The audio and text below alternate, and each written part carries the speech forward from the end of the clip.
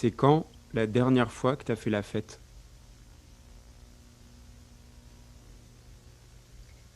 Juste avant le deuxième confinement, la veille, on s'est retrouvés avec des copains dans un petit bar à Rome et on a bu des coups en écoutant de la musique brésilienne dans Paris.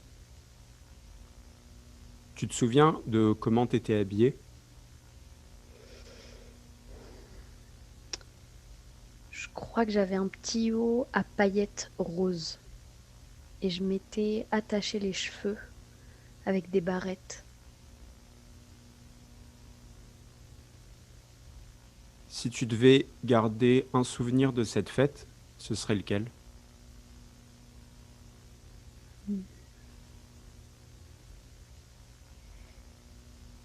On a bu des shots et j'en bois pas souvent. Et c'était très joyeux, je connaissais pas ce bar.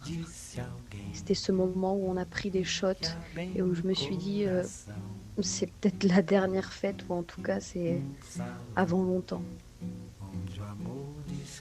Est-ce que, en ce moment, la fête, ça te manque? Danser avec des copains me manque. Et c'est ce que j'aime dans la fête. Donc oui, oui, les fêtes me manquent. Je crois que l'homme sera littéralement noyé dans l'information. Dans une information constante sur son corps, sur son devenir corporel, sur sa santé, sur sa vie familiale, sur son salaire, sur son loisir. C'est pas loin du cauchemar. Il n'y aura plus personne pour lire.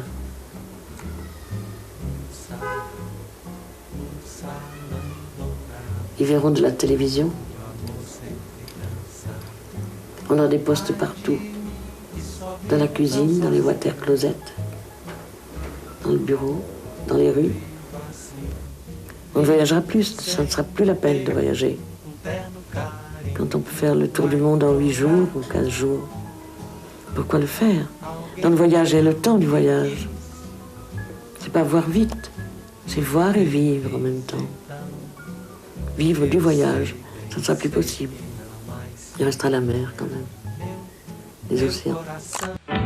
Little baby bubbles, she bubbles everywhere. You can feed her and hug her and comb her pretty hair. You can squeeze her tiny hand and look what she can do. La première chose, c'est qu'en effet, ce qui transcende le plus au monde, je pense que c'est l'amour. Alors, ça fait toujours Miss France de dire quelque chose comme ça, mais en fait, je le dis des limbes, c'est-à-dire, comme beaucoup de gens ici, j'imagine, comme beaucoup d'auditeurs, je sais ce que c'est d'être vraiment désespéré. Je l'ai été, je le suis souvent parce que j'ai un tempérament comme ça, mais je suis aussi beaucoup j'ai envie de rire énormément d'ailleurs à cause de ça. Et puis dire une banalité comme ça, de dire que en fait la solution c'est l'amour. En fait, je pense que c'est presque subversif aujourd'hui. Justement pas mièvre, parce que qui veut y aller? Personne. Enfin, je veux dire, c'est terrifiant. C'est terrifiant. L'autre, c'est terrifiant. L'amour, c'est terrifiant, parce qu'on est vulnérable. Et je classe les amitiés dans l'amour aussi. Hein. C'est un sentiment d'amour, c'est un sentiment de fraternité, d'empathie. Pour moi, c'est de l'amour aussi. En fait, j'ai l'impression qu'aujourd'hui, on est de plus en plus mélancolique parce qu'on prend moins de risques. Parce qu'on est dans une société où on a anéanti... en fait, on ne supporte pas la douleur.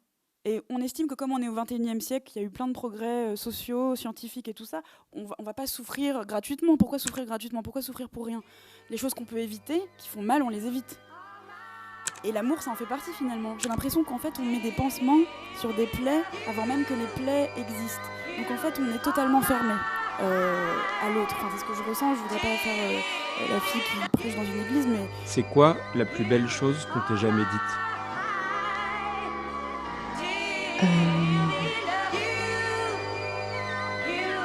Sûrement que mon père m'ait dit qu'il était fier de moi. Que mon père m'ait dit qu'il était fier de moi.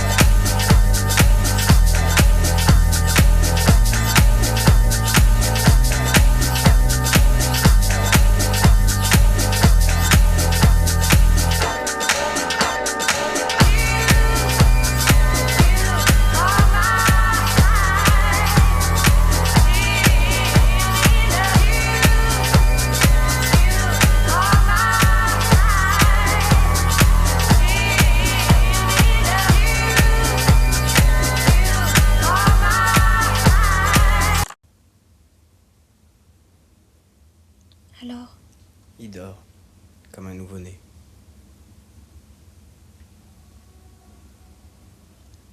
je suis contente que tu sois là, ici avec nous.